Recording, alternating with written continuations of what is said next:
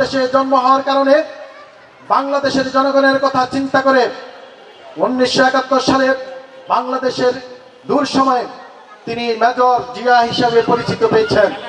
পরবর্তীতে আবার বাংলাদেশের জনগণ জিয়াউর রহমানকে বাংলাদেশের সরকার পরিচালনার জন্য, বাংলাদেশের জনগণের দায়িত্ব নেওয়ার জন্য 1975 সালের 7 নভেম্বর সিপাহী জনতা বিপ্লবের মাধ্যমে জিয়াউর রহমানকে আবার বাংলাদেশ পরিচালনার জন্য দায়িত্ব দেওয়া হয়। আমাদের নেতা শহীদ রাষ্ট্রপতি জিয়াউর রহমান 1975 সালে বাংলাদেশে দায়িত্ব নেওয়ার পরে পরবর্তীতে সময় উপযোগী বাংলাদেশী জাতীয়তাবাদী দল প্রতিষ্ঠিত করে।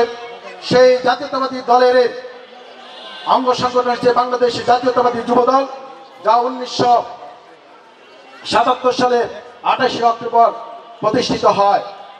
আমি বলতে চাই, আমরা বাংলাদেশ জাতীয়তাবাদী যুব দলের কর্মী বা সমর্থক, আমাদের গৌরব।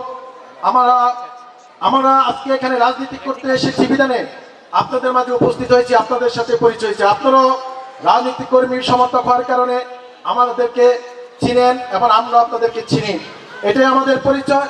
সেই থেকে উৎপত্তি হচ্ছে আজকের কথা, যেটা শহীদ রাষ্ট্রপতি জিয়াউর রহমান, আপসী নেত্রী দেশনেত্রী বেগম খালেদা জিয়া, আমাদের নেতা তারেক রহমানের বাইরে কোনো স্লোগান হবে না।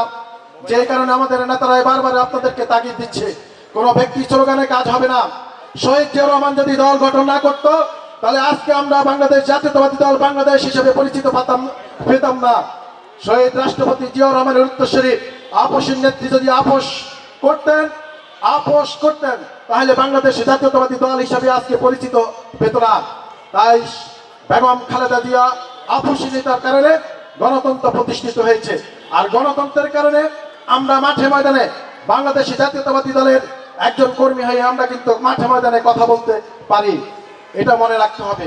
সেই জন্য শহীদ রাষ্ট্রপতি জিয়াউর রহমান, আপসী নেত্রী দেশনেত্রী বেগম খালেদা জিয়া আজকের সময় উপযোগী বাংলাদেশ জাতীয়তাবাদী দলকে যিনি সুসংগঠিত করে রেখেছেন এবং যিনি মাঠে ময়দানে বাংলাদেশের স্বাধীনতা সার্বভৌমত্বের জন্য, বাংলাদেশের গণতন্ত্র প্রতিষ্ঠিতের জন্য যিনি আমাদেরকে রাজপথে রেখেছেন, সেই জনাব তারেক রহমানের স্লোগান হবে, খালেদা জিয়ার স্লোগান হবে, শহীদ রাষ্ট্রপতি জিয়াউর রহমান স্লোগান হবে।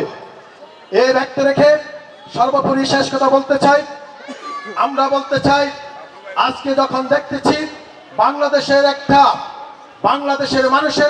বাংলাদেশের জনগণের মানুষের যে একটা আকাঙ্ক্ষা, বাংলাদেশের মানুষের সবচেয়ে বড় মৌলিক অধিকার হচ্ছে এই গণতন্ত্র রাষ্ট্রের মূল ভিত্তি হচ্ছে গণতন্ত্র প্রতিষ্ঠিত করার জন্য মানুষের ভোট অধিকার নিশ্চিত করতে হবে।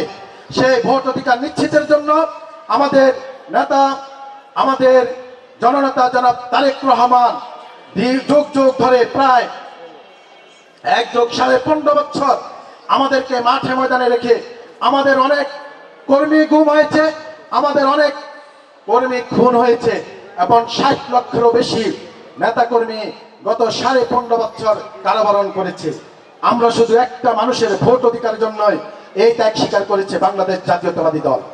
সেই ভোটের জন্য আমাদের সংগ্রাম, সেই ভোটের জন্যই আমাদের রাজপথে থাকা, সেই ভোটের জন্য আমাদের নেতাকর্মীরা গুম হয়েছে, সেই ভোটের জন্যই আমাদের নেতাকর্মীরা খুন হয়েছে, সেই ভোটের জন্যই গণতন্ত্র প্রতিষ্ঠিতের জন্যই আমাদের নেতারা, লক্ষ লক্ষ নেতারা, আমাদের সিনিয়র নেতারা কারাবরণ করেছে।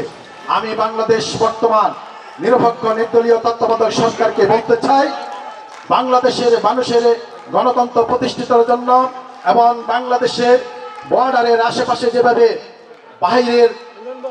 বাহিরের রাষ্ট্র, প্রতিবেশী রাষ্ট্র ভারত বাংলাদেশকে নিয়ে যেভাবে বাংলাদেশের আমাদের সীমাকে নিয়ে যেভাবে ষড়যন্ত্র করছে, সেই ষড়যন্ত্র মোকাবেলার জন্য, গণতন্ত্রের প্রতিষ্ঠিত করার জন্য অতিবিলম্বে বাংলাদেশের জনগণের ভোটের অধিকার নিশ্চিত করে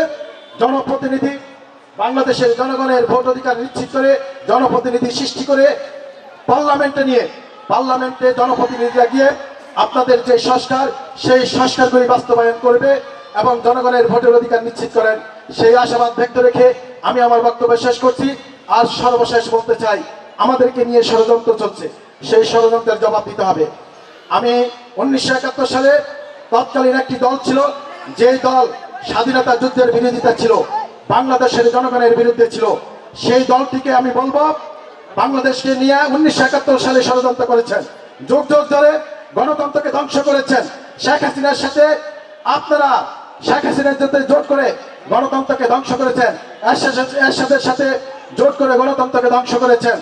96 সালে এবং 1981 সাল থেকে 1989 সাল পর্যন্ত আপনারা ষড়যন্ত্রে লিপ্ত ছিলেন এবং 2014 সালে আন্দোলনের পরও আপনারা শেখ হাসিনার সাথে ভিতরে ভিতরে আপনাদের সম্পর্ক ভালো ছিল। আমি বলতে চাই, আপনাদের এই নাম পরিবর্তন করে যদি বাংলাদেশে রাজনীতি করতে চান তাহলে রাজনীতি করেন, আন্দোলনে রাজনীতি করে আপনাদের কোনো মৌলিক অধিকার নাই। অতএব কারণ আমি বাংলাদেশ জাতীয়তাবাদী দলকে নিয়ে সমালোচনা করে, জাতীয়তাবাদী দল বাংলাদেশ স্বাধীন হওয়ার পরে প্রতিষ্ঠিত হয়েছে। এই দলে অনেক মুক্তিযোদ্ধা রয়েছে এবং এই দল দেশপ্রেমিক এবং গণতন্ত্র প্রতিষ্ঠিতের জন্য এই দল সবসময় অঙ্গীকারবদ্ধ। সেই আশাবাদ ব্যক্ত রেখে আমি আমার বক্তব্য শেষ করছি। খোদা হাফেজ। বাংলাদেশ জিন্দাবাদ, বাংলাদেশ জাতীয়তাবাদী যুবদল জিন্দাবাদ, শহীদ জওয়ান আপসী নেত্রী দেশনেত্রী বেগম খালেদা জিয়া জিন্দাবাদ, আমাদের নেতা জনাব তারেক রহমান জিন্দাবাদ।